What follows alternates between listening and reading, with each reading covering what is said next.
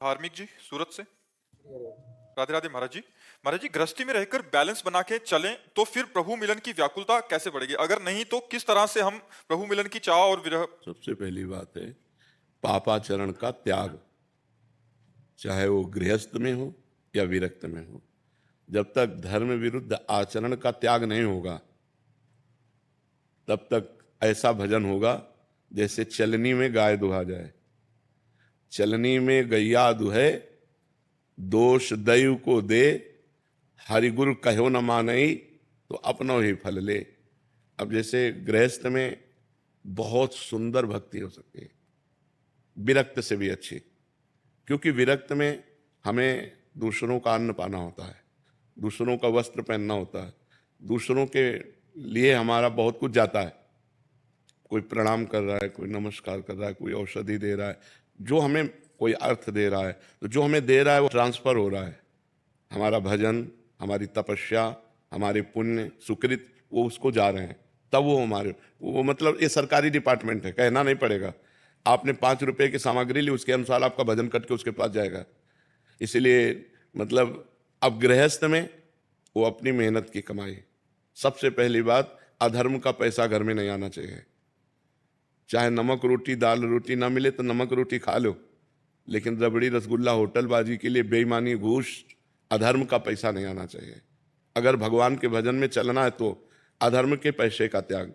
दूसरी बात, अपनी पत्नी के प्रति जैसे हम काम भाव करें तो वो पाप नहीं है, लेकिन दूसरे की पत्नी के प्रति काम भाव करें तो वो महापाप हो जाएगा। धन और काम भोग, ये दो बातें सबकी बुद्धि को भ्रष्ट कर देती है प्रायः। और तो छोटे छोटे बड़े अटैक हैं, लेकिन बड़ा अटैक ये है काम का और धन का।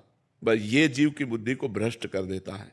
अब हम भगवत प्राप्ति की ये तो परहेज हुआ।